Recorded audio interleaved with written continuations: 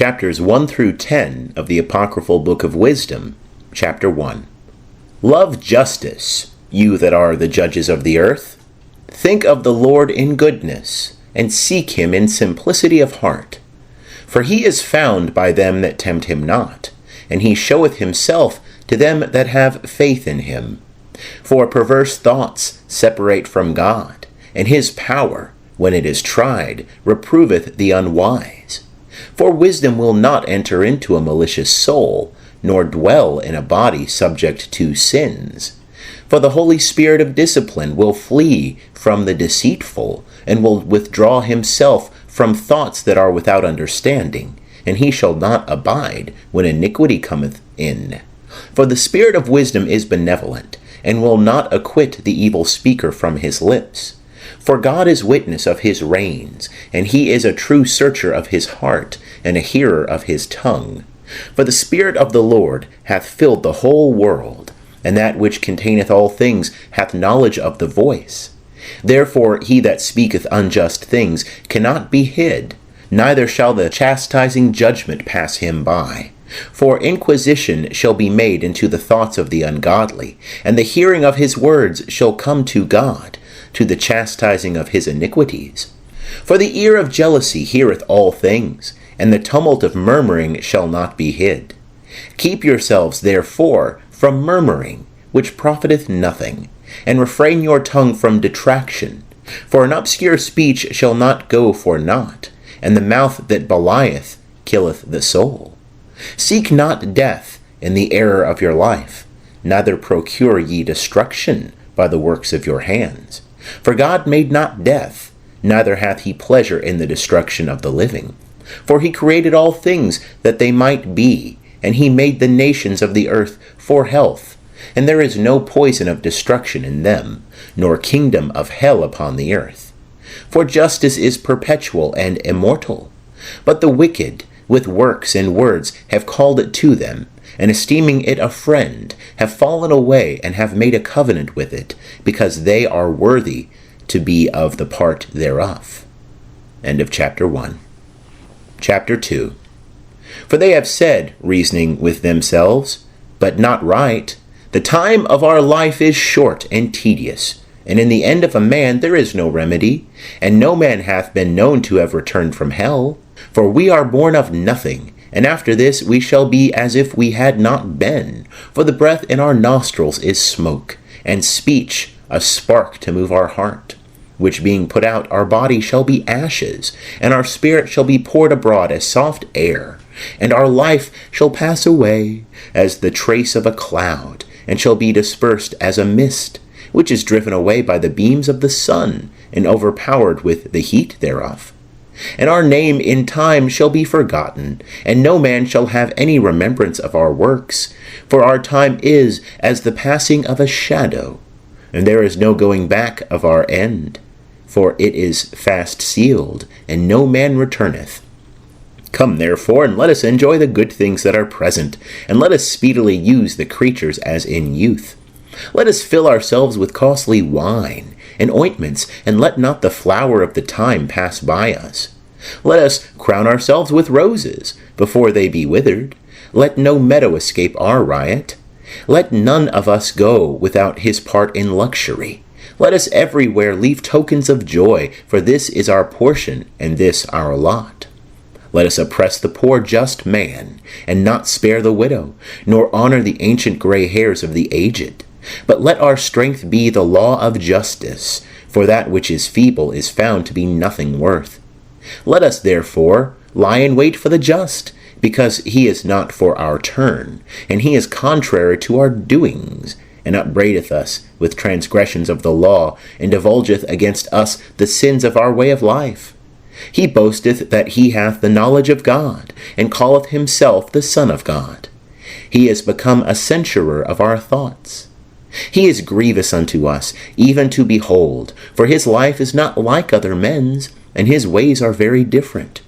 We are esteemed by him as triflers, and he abstaineth from our ways as from filthiness, and he preferreth the latter end of the just, and glorieth that he hath God for his Father. Let us see then if his words be true, and let us prove what shall happen to him, and we shall know what his end shall be. For if he be the true Son of God, he will defend him, and will deliver him from the hands of his enemies. Let us examine him by outrages and tortures, that we may know his meekness, and try his patience. Let us condemn him to a most shameful death, for there shall be respect had unto him by his words. These things they thought, and were deceived, for their own malice blinded them. And they knew not the secrets of God, nor hoped for the wages of justice, nor esteemed the honor of holy souls. For God created man incorruptible, and to the image of his own likeness he made him. But by the envy of the devil death came into the world, and they follow him that are of his side. End of chapter 2. Chapter 3. But the souls of the just are in the hand of God, and the torment of death shall not touch them. In the sight of the unwise they seemed to die, and their departure was taken for misery, and their going away from us for utter destruction, but they are in peace. And though in the sight of men they suffered torments, their hope is full of immortality. Afflicted in few things, in many they shall be well rewarded, because God hath tried them, and found them worthy of himself. As gold in the furnace he hath proved them, and as a victim of a holocaust he hath received them, and in time there shall be respect had to them. The just shall shine, and shall run to and fro like sparks among the reeds. They shall judge nations, and rule over people, and their Lord shall reign forever. They that trust in him shall understand the truth, and they that are faithful in love shall rest in him, for grace and peace are to his elect. But the wicked shall be punished according to their own devices, who have neglected the just, and have revolted from the Lord. For he that rejecteth wisdom and discipline is unhappy, and their hope is vain, and their labors without fruit, and their works unprofitable. Their wives are foolish, and their children wicked. Their offspring is cursed, for happy is the barren, and the undefiled, that hath not known bed in sin. She shall have fruit in the visitation of holy souls. And the eunuch that hath not wrought iniquity with his hands, nor thought wicked things against God, for the precious gift of faith shall be given to him, and a most acceptable lot in the temple of God. For the fruit of good labors is glorious, and the root of wisdom never faileth. But the children of adulterers shall not come to perfection, and the seed of the unlawful bed shall be rooted out. And if they live long, they shall be nothing regarded, and their last old age shall be without honor. And if they die quickly, they shall have no hope, nor speech of comfort in the day of trial. For dreadful are the ends of a wicked race. End of chapter 3. Chapter 4. How beautiful is the chaste generation with glory! For the memory thereof is immortal, because it is known both with God and with men. When it is present, they imitate it, and they desire it. When it hath withdrawn itself, and it triumpheth, crowned forever, winning the reward of undefiled conflicts. But the multiplied brood of the wicked shall not thrive, and bastard slips shall not take deep root, nor any fast foundation. And if they flourish in branches for a time, yet standing not fast, they shall be shaken with the wind, and through the force of winds they shall be rooted out. For the branches, not being perfect, shall be broken, and their fruits shall be unprofitable, and sour to eat, and fit for nothing. For the children that are born of unlawful beds are witnesses of wickedness against their parents and their trial. But the just man, if he be prevented with death, shall be in rest. For venerable old age is not that of long time, nor counted by the number of years, but the understanding of a man is gray hairs, and a spotless life is old age. He pleased God, and was beloved, and living among sinners, he was translated. He was taken away, lest wickedness should alter his understanding, or deceit beguile his soul. For the bewitching of vanity obscureth good things, and the wandering of concupiscence overturneth the innocent mind. Being made perfect in a short space, he fulfilled a long time. For his soul pleased God. Therefore he hastened to bring him out of the midst of iniquities. But the people see this, and understand not, nor lay up such things in their hearts, that the grace of God and his mercy is with his saints, and that he hath respect to his chosen. But the just that is dead condemneth the wicked that are living, and youth soon ended the long life of the unjust. For they shall see the end of the wise man, and it shall not understand what God hath designed for him, and why the Lord hath set him in safety. They shall see him, and shall despise him, but the Lord shall laugh them to scorn. And they shall fall after this without honor, and be a reproach among the dead forever. For he shall burst them puffed up and speechless, and shall shake them from the foundations, and they shall be utterly laid waste. They shall be in sorrow, and their memory shall perish. They shall come with fear at the thought of their sins, and their iniquities shall stand against them to convict them. End of chapter 4. Chapter 5. Then shall the just stand with great constancy against those that have afflicted them, and taken away their labors. These, seeing it, shall be troubled with terrible fear, and shall be amazed at the suddenness of their unexpected salvation, saying within themselves, repenting and groaning for anguish of spirit, These are they whom we had sometime in derision, and for a parable of reproach. We fools esteemed their life madness, and their end without honor. Behold, how they are numbered among the children of God, and their lot is among the saints. Therefore we have erred from the way of truth, and the light of justice hath not shined unto us, and the sun of understanding hath not risen upon us. We wearied ourselves in the way of iniquity and destruction, and have walked through hard ways, but the way of the Lord we have not known. What hath pride profited us? Or what advantage hath the boasting of riches brought us? All those things are passed away like a shadow, and like a post that runneth on, and as a ship that passeth through the waves, whereof when it is gone by, the trace cannot be found, not the path of its keel in the waters. Or as when a bird flieth through the air, of the passage of which no mark can be found, but only the sound of the wings beating the light air, and parting it by the force of her flight. She moved her wings, and hath flown through, and there is no mark found afterwards of her way. Or as when an arrow is shot at a mark, the divided air quickly cometh together again, so that the passage thereof is not known. So we also, being born, forthwith ceased to be, and have been able to show no mark of virtue, but are consumed in our wickedness. Such things as these the sinners said in hell. For the hope of the wicked is as dust, which is blown away with the wind, and as a thin froth which is dispersed by the storm, and a smoke that is scattered abroad by the wind, and as the remembrance of a guest of one day that passeth by. But the just shall live for evermore, and their reward is with the Lord, and the care of them with the Most High. Therefore shall they receive a kingdom of glory, and a crown of beauty at the hand of the Lord. For with his right hand he will cover them, and with his holy arm he will defend them. And his zeal will take armor, and he will arm the creature for the revenge of his enemies. He will put on justice as a breastplate, and will take true judgment instead of a helmet. He will take equity for an invincible shield, and he will sharpen his severe wrath for a spear, and the whole world shall fight with him against the unwise. Then shafts of lightning shall go directly from the clouds, as from a bow well bent. They shall be shot out, and shall fly to the mark.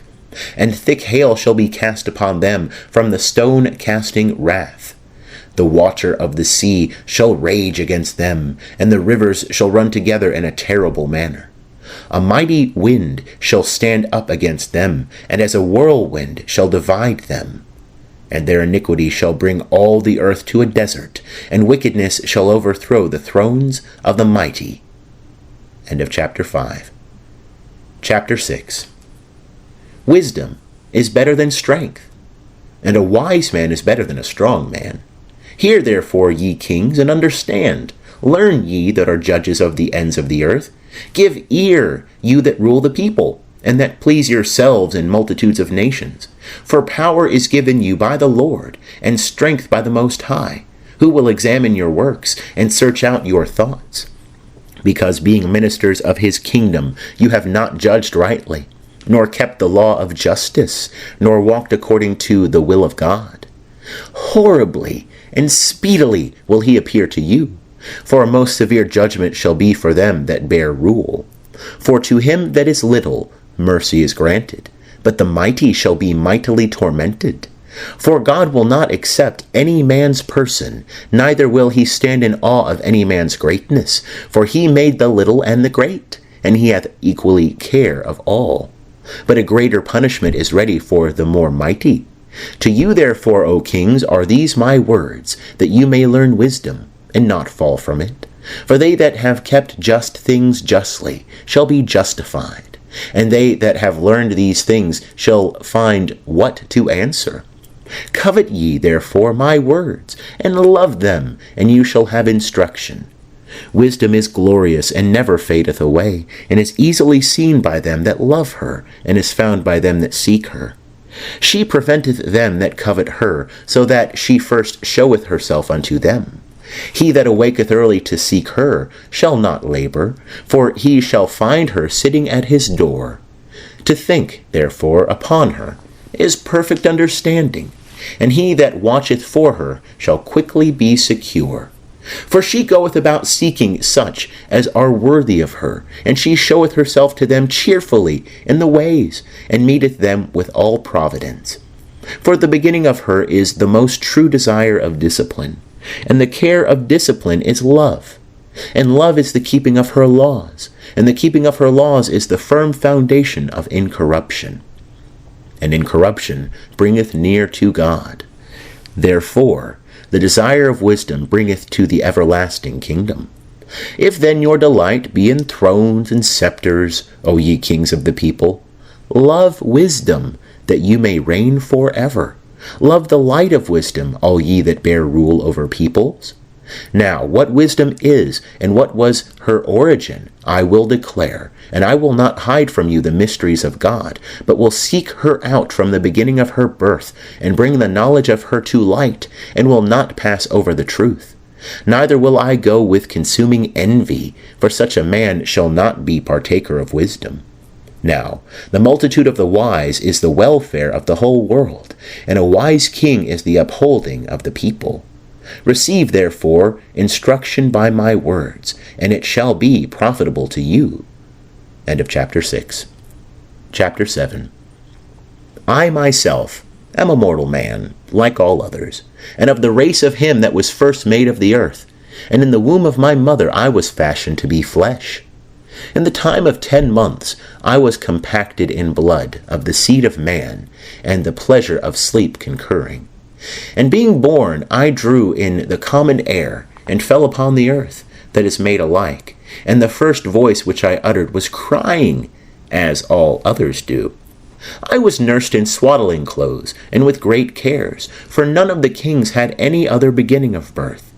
For all men have one entrance into life, and the like going out. Wherefore I wished, and understanding was given me, and I called upon God, and the spirit of wisdom came upon me.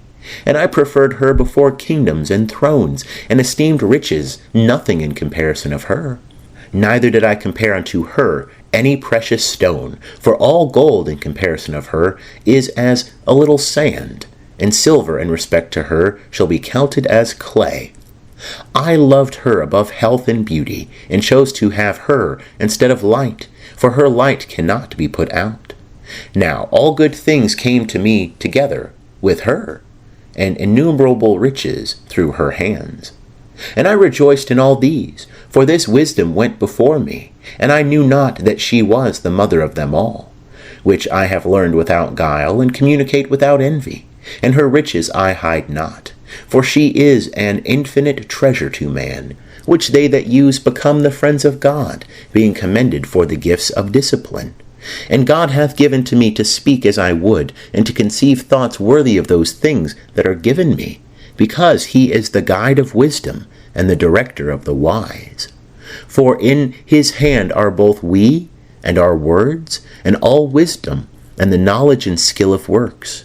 For he hath given me the true knowledge of the things that are, to know the disposition of the whole world, and the virtues of the elements, the beginning and ending, and midst of the times, the alterations of their courses, and the changes of seasons, the revolutions of the year, and the dispositions of the stars, the natures of living creatures, and rage of wild beasts, the force of winds, and reasonings of men, the diversities of plants, and the virtues of roots, and all such things as are hid and not foreseen, I have learned.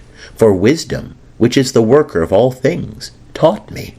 For in her is the spirit of understanding, holy, one, manifold, subtle, eloquent, active, undefiled, sure, sweet, loving that which is good, quick, which nothing hindereth, beneficent, gentle, kind, steadfast, assured, secure, having all power, overseeing all things, and containing all spirits, intelligible, pure, subtle.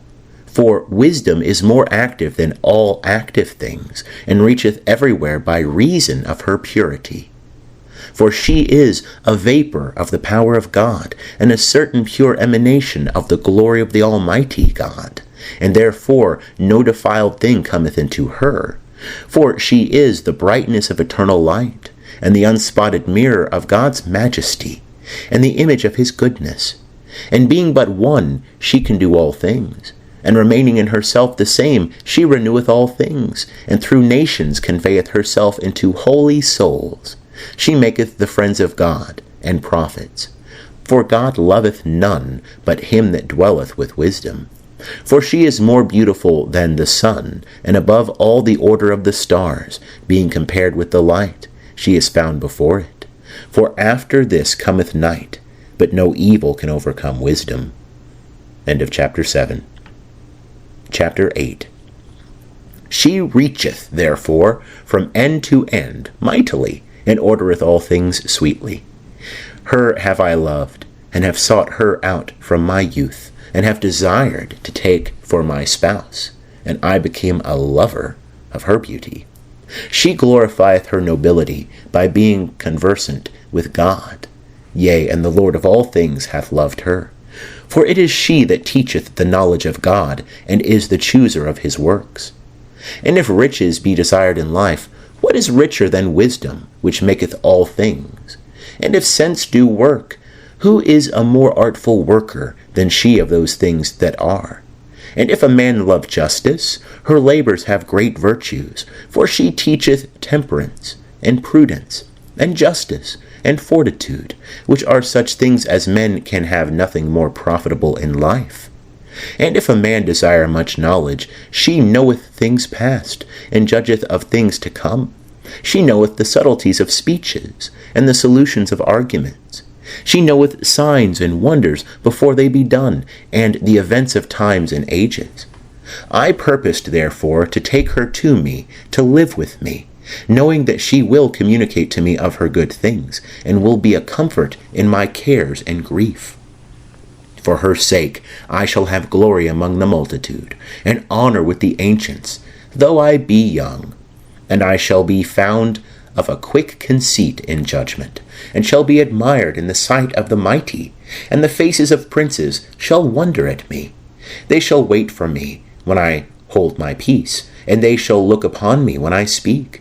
And if I talk much, they shall lay their hands on their mouth. Moreover, by the means of her I shall have immortality, and shall leave behind me an everlasting memory to them that come after me. I shall set the people in order, and nations shall be subject to me. Terrible kings hearing shall be afraid of me. Among the multitude I shall be found good, and valiant in war. When I go into my house, I shall repose myself with her, for her conversation hath no bitterness, nor her company any tediousness, but joy and gladness. Thinking these things with myself, and pondering them in my heart, that to be allied to wisdom is immortality, and that there is great delight in her friendship and inexhaustible riches in the works of her hands, and in the exercise of conference with her, wisdom and glory in the communication of her words. I went about seeking that I might take her to myself. And I was a witty child, and had received a good soul. And whereas I was more good, I came to a body undefiled. And as I knew that I could not otherwise be continent, except God gave it, and this also was a point of wisdom, to know whose gift it was, I went to the Lord, and besought him, and said with my whole heart. End of chapter 8. Chapter 9. God of my fathers, and Lord of mercy, who hast made all things with thy word, and by thy wisdom hast appointed man, that he should have dominion over the creature that was made by thee, that he should order the world according to equity and justice, and execute justice with an upright heart. Give me wisdom that sitteth by thy throne, and cast me not off from among thy children. For I am thy servant, and the son of thy handmaid, a weak man, and of short time, and falling short of the understanding of judgment and laws.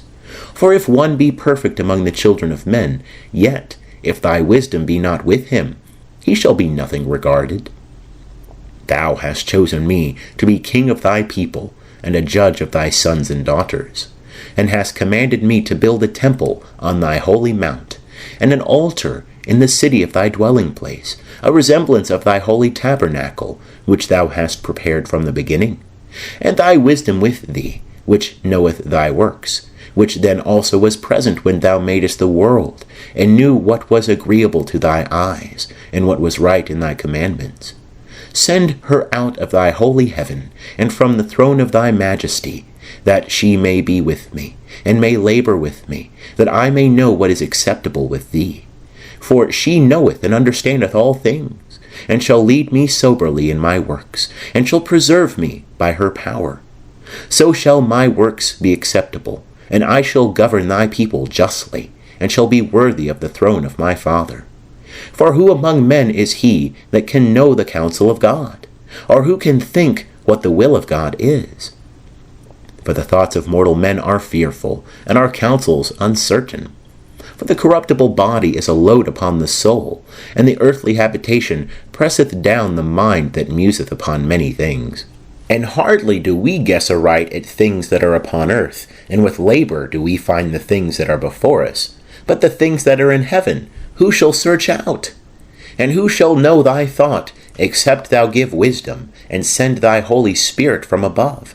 And so the ways of them that are upon earth may be corrected, and men may learn the things that please thee. For by wisdom they were healed, whosoever have pleased thee, O Lord, from the beginning. End of chapter 9. Chapter 10. She preserved him that was first formed by God, the Father of the world, when he was created alone. And she brought him out of his sin, and gave him power to govern all things. But when the unjust went away from her in his anger, he perished by the fury wherewith he murdered his brother. For whose cause, when water destroyed the earth, wisdom healed it again, directing the course of the just by contemptible wood. Moreover, when the nations had conspired together to consent to wickedness, she knew the just, and preserved him without blame to God, and kept him strong against the compassion for his son. She delivered the just man, who fled from the wicked that were perishing, when the fire came down upon Pentapolis, whose land for a testimony of their wickedness is desolate, and smoketh to this day, and the trees bear fruits that ripen not, and a standing pillar of salt is a monument of an incredulous soul. For regarding not wisdom, they did not only slip in this, that they were ignorant of good things, but they left also unto men a memorial of their folly, so that in the things in which they sinned they could not so much as lie hid. But wisdom hath delivered from sorrow them that attend upon her. She conducted the just, when he fled from his brother's wrath, through the right ways, and showed him the kingdom of God, and gave him the knowledge of the holy things, made him honorable in his labors, and accomplished his labors. In the deceit of them that overreached him, she stood by him, and made him honorable. She kept him safe from his enemies, and she defended him from seducers, and gave him a strong conflict, that he might overcome, and know that wisdom is mightier than all. She forsook not the just when he was sold, but delivered him from sinners. She went down with him into the pit, and in bands she left him not, till she brought him the scepter of the kingdom, and power against those that oppressed him, and showed them to be liars that had accused him, and gave him everlasting glory. She delivered the just people and blameless seed from the nations that oppressed them. She entered into the soul of the servant of God, and stood against dreadful kings in wonders and signs. And she rendered to the just the wages of their labors, and conducted them in a wonderful way. And she was to them for a covert by day, and for the light of stars by night. And she brought them through the Red Sea, and carried them over through a great water. But their enemies she drowned in the sea, and from the depth of hell she brought them out. Therefore the just took the spoils of the wicked.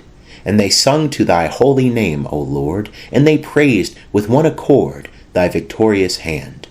For wisdom opened the mouth of the dumb, and made the tongues of infants eloquent. End of chapter 10.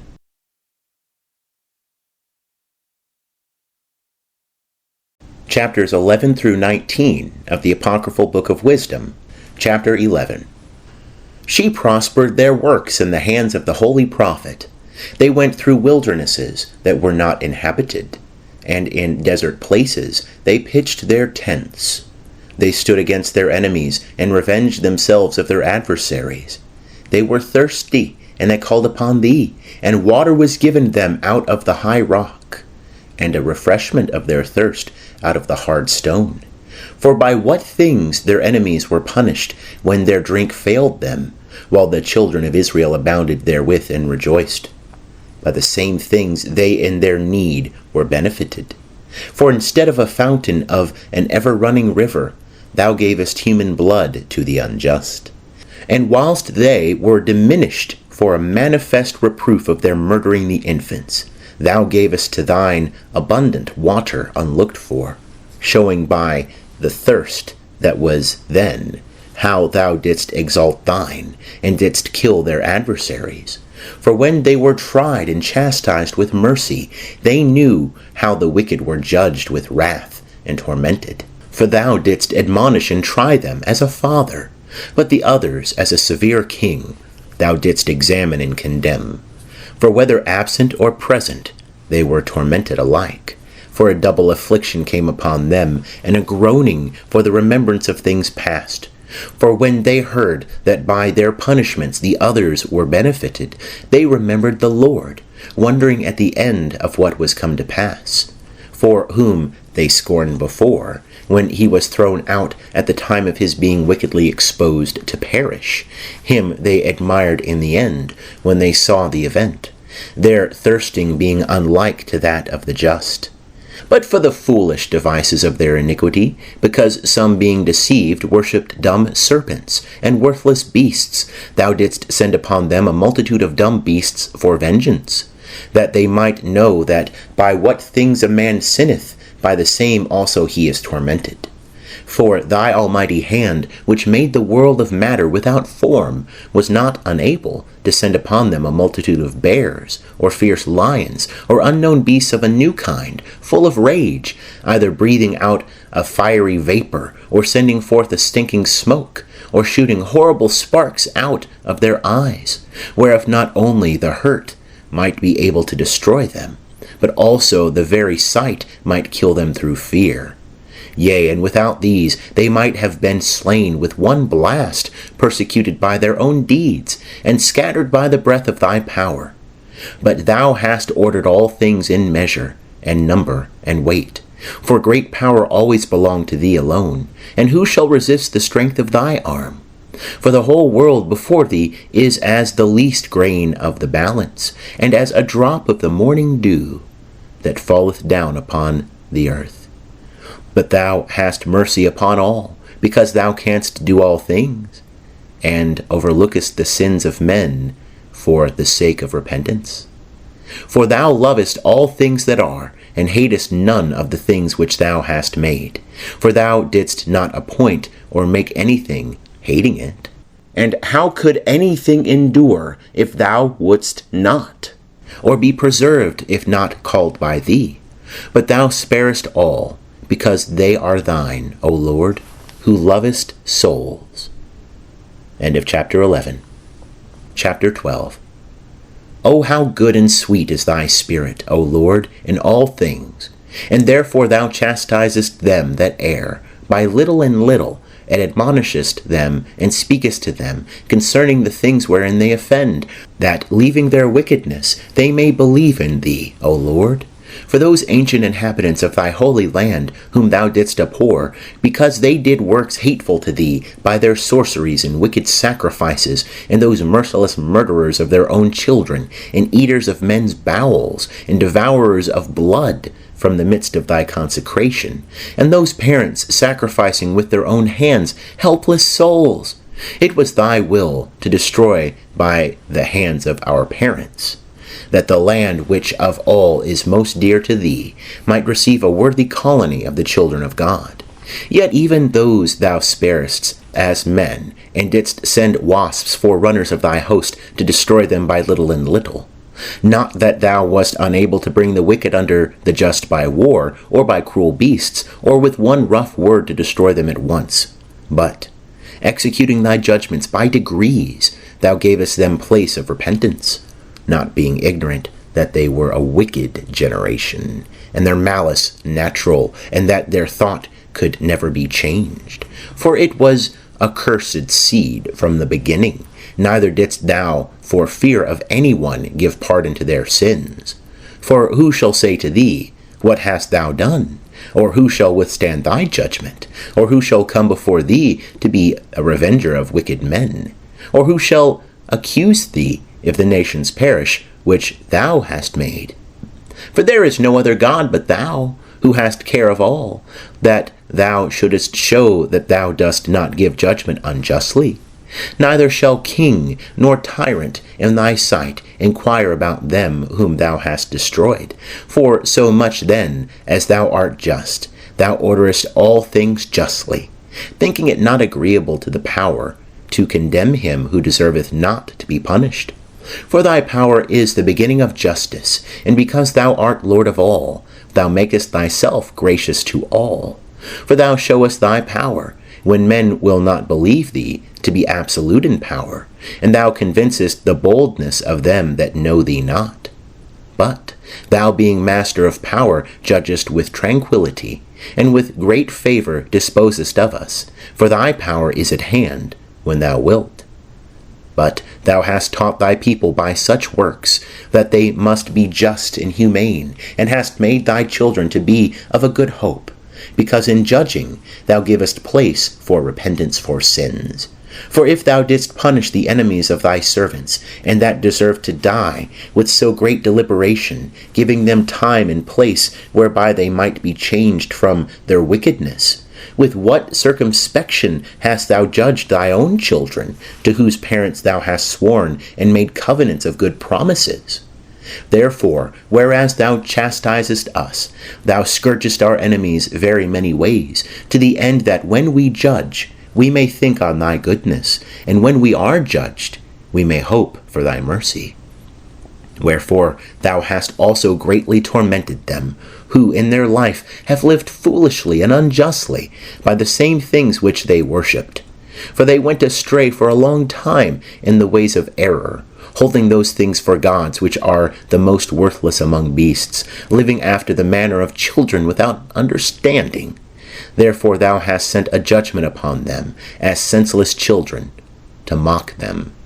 But they that were not amended by mockeries and reprehensions experienced the worthy judgment of God, foreseeing with indignation that they suffered by those very things which they took for gods when they were destroyed by the same. They acknowledged him, the true God, whom in time past they denied that they knew, for which cause the end also of their condemnation came upon them. End of chapter 12. Chapter 13. But all men are vain, in whom there is not the knowledge of God, and who by these good things that are seen could not understand him that is, neither by attending to the works have acknowledged who was the workman, but have imagined either the fire, or the wind, or the swift air, or the circle of the stars, or the great water, or the sun and moon, to be the gods that rule the world, with whose beauty, if they, being delighted, took them to be gods, let them know how much the Lord of them is more beautiful than they, for the first author of beauty made all those things. Or if they admired their power and their effects, let them understand by them that he that made them is mightier than they. For by the greatness of the beauty and of the creature, the creator of them may be seen, so as to be known thereby. But yet as to these they are less to be blamed, for they perhaps err, seeking God, and desirous to find him. For being conversant among his works, they search, and they are persuaded that the things are good which are seen. But then again, they are not to be pardoned. For if they were able to know so much as to make a judgment of the world, how did they not more easily find out the Lord thereof? But unhappy are they, and their hope is among the dead, who have called gods the works of the hand of men, gold and silver, the inventions of art, and the resemblances of beasts, or an unprofitable stone, the work of an ancient hand. Or if an artist, a carpenter, hath cut down a tree, proper for his use in the wood, and skillfully taken off all the bark thereof, and with his art diligently formeth a vessel profitable for the common uses of life, and useth the chips of his work to dress his meat, and taking what was left thereof, which is good for nothing, being a crooked piece of wood, and full of knots, carveth it diligently when he hath nothing else to do, and by the skill of his art fashioneth it, and maketh it like the image of a man, or the resemblance of some beast, laying it over with vermilion, and painting it red, and covering every spot that is in it, and maketh a convenient dwelling place for it, and setting it in a wall, and fastening it with iron, providing for it, lest it should fall, knowing that it is unable to help itself, for it is an image, and hath need of help, and then maketh prayer to it, inquiring concerning his substance, and his children, or his marriage, and he is not ashamed to speak to that which hath no life. And for health he maketh supplication to the weak, and for life prayeth to that which is dead, and for help calleth upon that which is unprofitable. And for a good journey he petitioneth him that cannot walk, and for getting, and for working, and for the event of all things he asketh him that is unable to do anything. End of chapter 13. Chapter 14. Again, another designing to sail and beginning to make his voyage through the raging waves, calleth upon a piece of wood, more frail than the wood that carrieth him? For this the desire of gain devised, and the workman built it by his skill. But thy providence, O Father, governeth it, for thou hast made a way even in the sea, and a most sure path among the waves, showing that thou art able to save out of all things, yea, though a man went to sea without art, but that the works of thy wisdom might not be idle. Therefore men also trust their lives even to a little wood, and passing over the sea by ship are saved. And from the beginning also, when the proud giants perished, the hope of the world fleeing to a vessel, which was governed by thy hand, left to the world seed of generation. For blessed is the wood by which justice cometh. But the idol that is made by hands is cursed, and well it, as he that made it. He, because he made it, and because, being frail, it is called a god. But to God the wicked and his wickedness are hateful alike. For that which is made, together with him that made it, shall suffer torments. Therefore there shall be no respect had even to the idols of the Gentiles, because the creatures of God are turned to an abomination, and a temptation to the souls of men, and a snare to the feet of the unwise. For the beginning of fornication is the devising of idols, and the invention of them is the corruption of life. For neither were they from the beginning, neither shall they be forever. For by the vanity of men they came into the world, and therefore they shall be found to come shortly to an end. For a father being afflicted with bitter grief made to himself the image of his son, who was quickly taken away. And him who then had died as a man, he began now to worship as a god, and appointed him rites and sacrifices among his servants. Then in process of time, wicked custom prevailing, this error was kept as a law, and statues were worshipped by the commandment of tyrants. And those whom men could not honor in presence because they dwelt far off, they brought their resemblance from afar, and made an express image of the king whom they had a mind to honor, that by this their diligence they might honor as present him that was absent.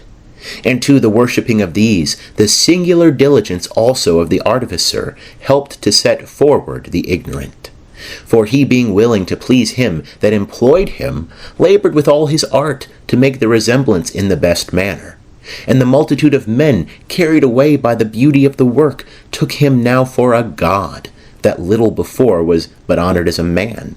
And this was the occasion of deceiving human life, for men serving either their affection or their kings gave the incommunicable name to stones and wood. And it was not enough for them to err about the knowledge of God, but whereas they lived in a great war of ignorance, they call so many and so great evils peace. For either they sacrifice their own children, or use hidden sacrifices, or keep watches full of madness, so that now they neither keep life nor marriage undefiled, but one killeth another through envy, or grieveth him by adultery.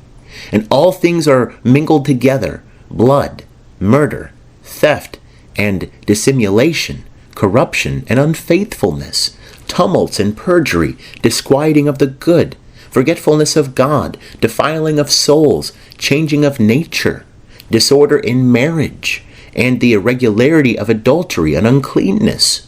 For the worship of abominable idols is the cause, and the beginning and end of all evil. For either they are mad when they are merry, or they prophesy lies, or they live unjustly, or easily forswear themselves. For whilst they trust in idols which are without life, though they swear amiss, they look not to be hurt.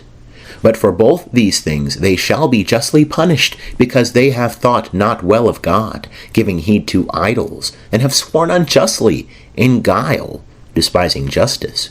For it is not the power of them by whom they swear, but the just vengeance of sinners always punisheth the transgression of the unjust. End of chapter 14. Chapter 15. But thou, our God, art gracious and true, patient in ordering all things in mercy. For if we sin, we are thine, knowing thy greatness. And if we sin not, we know that we are counted with thee. For to know thee is perfect justice, and to know thy justice and thy power is the root of immortality. For the invention of mischievous men hath not deceived us, nor the shadow of a picture, a fruitless labor, a graven figure with diverse colors, the sight whereof enticeth the fool to lust after it, and he loveth the lifeless figure of a dead image. The lovers of evil things deserve to have no better things to trust in, both they that make them, and they that love them, and they that worship them. The potter also, tempering soft earth with labor, fashioneth every vessel for our service. And of the same clay he maketh both vessels that are for clean uses, and likewise such as serve to the contrary. But what is the use of these vessels? The potter is the judge.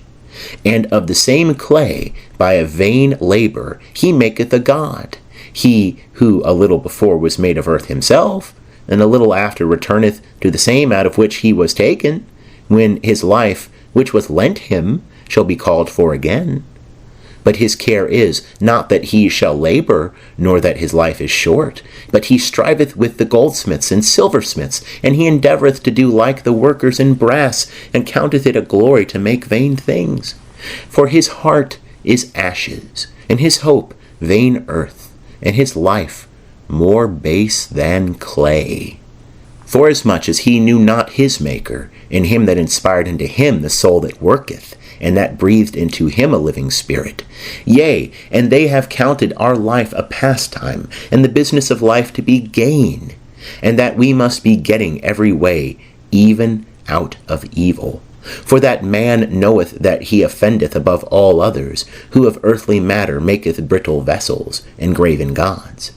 But all the enemies of thy people that hold them in subjection are foolish, and unhappy, and proud beyond measure, for they have esteemed all the idols of the heathens for gods, which neither have the use of eyes to see, nor noses to draw breath, nor ears to hear, nor fingers of hands to handle, and as for their feet, they are slow to walk. For man made them, and he that borroweth his own breath fashioned them. For no man can make a god like to himself. For being mortal himself, he formeth a dead thing with his wicked hands. For he is better than they whom he worshippeth, because he indeed hath lived, though he were mortal, but they never. Moreover, they worship also the vilest creatures, but things without sense compared to these are worse than they. Yea, neither by sight can any man see good of these beasts, but they have fled from the praise of God, and from his blessing. End of chapter 15. Chapter 16. For these things, and by the like things to these, they were worthily punished, and were destroyed by a multitude of beasts. Instead of which punishment, dealing well with thy people, thou gavest them their desire of delicious food, of a new taste, preparing for them quails for their meat. To the end that they, indeed desiring food, by means of those things that were shown and sent among them, might loathe even that which was necessary to satisfy their desire. But these, after suffering want for a short time, tasted a new meat. For it was requisite that inevitable destruction should come upon them that exercised tyranny, but to these it should only be shown how their enemies were destroyed. For when the fierce rage of beasts came upon these, they were destroyed by the bitings of crooked serpents. But thy wrath endured not for ever, but they were troubled for a short time for their correction, having a sign of salvation, to put them in remembrance of the commandment of thy law. For he that turned to it was not healed by that which he saw, but by thee, the Saviour of all. And in this thou didst show to our enemies that thou art he who deliverest from all evil. For the bitings of locusts and of flies killed them, and there was found no remedy for their life, because they were worthy to be destroyed by such things. But not even the teeth of venomous serpents overcame thy children, for thy mercy came and healed them. For they were examined for the remembrance of thy words, and were quickly healed, lest, falling into deep forgetfulness, they might not be able to use thy help. For it was neither herb nor mollifying plaster that healed them, but thy word, O Lord, which healeth all things. For it is thou, O Lord, that hast power of life and death, and leadest down to the gates of death, and bringest back again. A man indeed killeth through malice, and when the spirit is gone forth, it shall not return, neither shall he call back the soul that is received. But it is impossible to escape thy hand. For the wicked that denied to know thee were scourged by the strength of thy arm, being persecuted by strange waters, and hail and rain, and consumed by fire, and which was wonderful, in water which extinguisheth all things, the fire had more force, for the world fighteth for the just.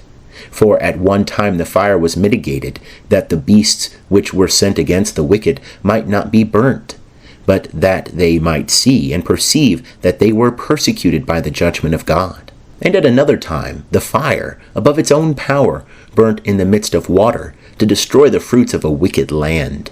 Instead of which things thou didst feed thy people with the food of angels, and gavest them bread from heaven, prepared without labor, having in it all that is delicious, and the sweetness of every taste. For thy sustenance showed thy sweetness to thy children, and serving every man's will, it was turned to what every man liked. But snow and ice endured the force of fire, and melted not, that they might know that the fire, burning in the hail, and flashing in the rain, destroyed the fruits of the enemies. But this same again, that the just might be nourished, did even forget its own strength. For the creature serving thee, the Creator, is made fierce against the unjust for their punishment, and abateth its strength for the benefit of them that trust in thee. Therefore, even then it was transformed into all things, and was obedient to thy grace, that nourisheth all according to the will of them that desired it of thee. That thy children, O Lord, whom thou lovest, might know that it is not the growing of fruits that nourisheth men, but thy word preserveth them that believe in thee. For that which could not be destroyed by fire, being warmed with a little sunbeam, presently melted away, that it might be known to all that we ought to prevent the sun, to bless thee, and adore thee at the dawning of the light. For the hope of the unthankful shall melt away as the winter's ice, and shall run off as unprofitable water. End of chapter 16. Chapter 17. For thy judgments, O Lord, are great, and thy words cannot be expressed. Therefore undisciplined souls have erred. For while the wicked thought to be able to have dominion over the holy nation, they themselves being fettered with the bonds of darkness, and a long night, shut up in their houses, lay there exiled from the eternal providence. And while they thought to lie hid in their obscure sins, they were scattered under a dark veil of forgetfulness, being horribly afraid and troubled with exceeding great astonishment. For neither did the den that held them keep them from fear, for noises coming down troubled them, and sad visions appearing to them affrighted them. And no power of fire could give them light, neither could the bright flames of the stars enlighten that horrible night. But there appeared to them a sudden fire, very dreadful. And being struck with the fear of that face which was not seen, they thought the things which they saw to be worse. And the delusions of their magic art were put down, and their boasting of wisdom was reproachfully rebuked. For they who promised to drive away fears and troubles from a sick soul were sick themselves of a fear worthy to be laughed at. For though no terrible thing disturbed them, yet being scared with the passing by of beasts and hissing of serpents, they died for fear, and denying that they saw the air, which could by no means be avoided.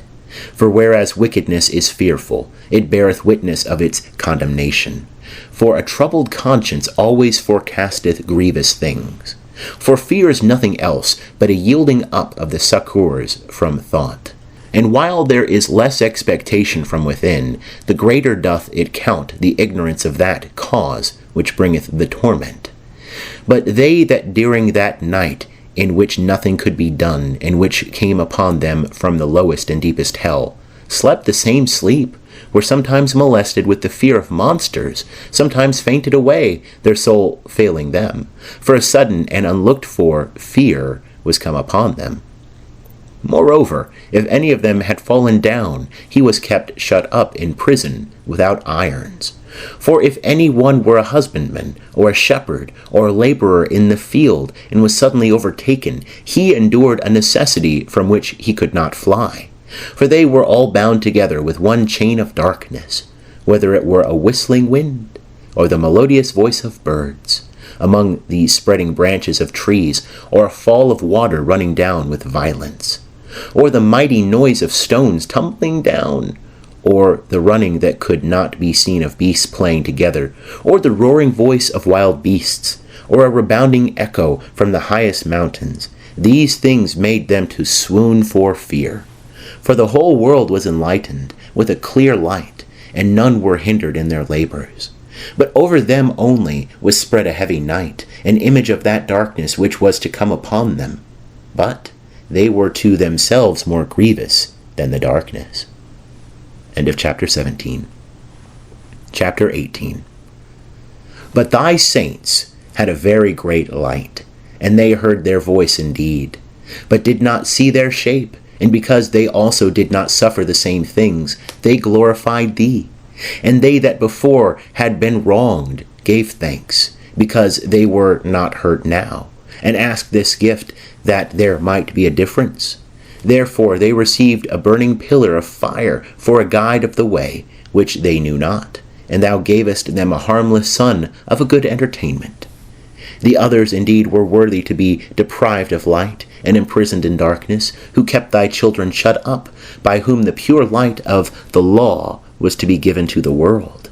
And whereas they thought to kill the babes of the just, one child being cast forth and saved to reprove them, thou tookest away a multitude of their children, and destroyest them altogether in a mighty water.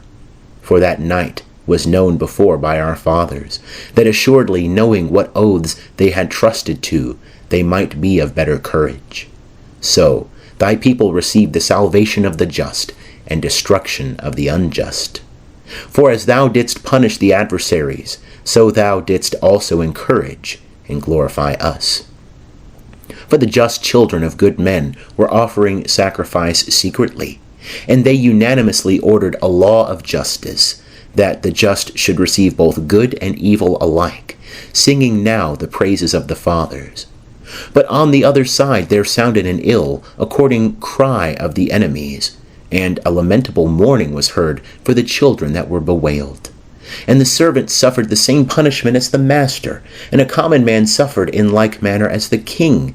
So all alike had innumerable dead with one kind of death. Neither were the living sufficient to bury them, for in one moment the noblest offspring of them was destroyed. For whereas they would not believe anything before by reason of the enchantments, then first upon the destruction of the firstborn they acknowledged the people to be of God. For while all things were in quiet silence, and the night was in the midst of her course, thy almighty word leaped down from heaven from thy royal throne as a fierce conqueror into the midst of the land of destruction, with a sharp sword carrying thy unfeigned commandment. And he stood and filled all things with death, and standing on the earth reached even to heaven. Then suddenly visions of evil dreams troubled them, and fears unlooked for came upon them. And one thrown here, another there, half dead, showed the cause of his death. For the visions that troubled them foreshowed these things, lest they should perish, and not know why they suffered these evils. But the just also were afterwards touched by an assault of death, and there was a disturbance of the multitude in the wilderness. But thy wrath did not long continue, for a blameless man made haste to pray for the people, bringing forth the shield of his ministry, prayer, and by incense, making supplication, withstood the wrath, and put an end to the calamity, showing that he was thy servant. And he overcame the disturbance, not by strength of body, nor with force of arms, but with a word. He subdued him that punished them, alleging the oath and covenant made with the fathers. For when they were now fallen down dead by heaps one upon another, he stood between, and stayed the assault, and cut off the way to the living. For in the priestly robe which he wore was the whole world, and in the 4 rows of the stones the glory of the fathers was graven, and thy majesty was written upon the diadem of his head. And to these the destroyer gave place, and was afraid of them, for the proof only of wrath was enough. End of chapter 18. Chapter 19. But as to the wicked, even to the end there came upon them wrath without mercy. For he knew before also what they would do. For when they had given them leave to depart, and had sent them away with great care, they repented and pursued after them. For whilst they were yet mourning and lamenting at the graves of the dead, they took up another foolish device, and pursued them as fugitives whom they had pressed to be gone. For necessity, of which they were worthy, brought them to this end, and they lost the remembrance of those things which had happened, that their punishment might fill up what was wanting to their torments, and that thy people might wonderfully pass through, but they might find a new death. For every creature according to its kind was fashioned again, as from the beginning, obeying thy commandments, that thy children might be kept without hurt. For a cloud overshadowed their camps, and where water was before, dry land appeared, and in the Red Sea a way without hindrance, and out of the great deep a springing field, through which all the nation passed, which was protected with thy hand, seeing thy miracles and wonders. For they fed on their food like horses, and they skipped like lambs, praising thee, O Lord, who hadst delivered them.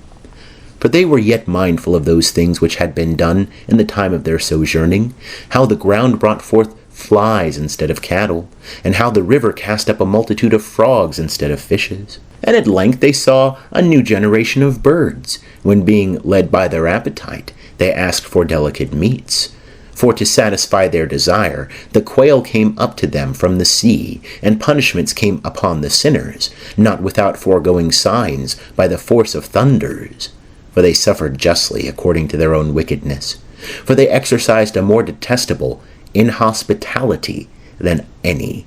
Others indeed received not strangers unknown to them, but these brought their guests into bondage that had deserved well of them. And not only so, but in another respect also they were worse, for the others against their will received the strangers. But these grievously afflicted them whom they had received with joy, and who lived under the same laws. But they were struck with blindness, as those others were at the doors of the just man, when they were covered with sudden darkness, and every one sought the passage of his own door. For while the elements are changed in themselves, as in an instrument, the sound of the quality is changed, yet all keep their sound, which may clearly be perceived by the very sight. For the things of the land were turned in things of the water, and the things that before swam in the water passed upon the land. The fire had power in water above its own virtue, and the water forgot its quenching nature. On the other side, the flames wasted not the flesh of corruptible animals walking therein, neither did they melt that good food, which was apt to melt as ice. For in all things thou didst magnify thy people, O Lord, and didst honor them, and didst not despise them, but didst assist them at all times and in every place. End of chapter 19, and also the end of Wisdom.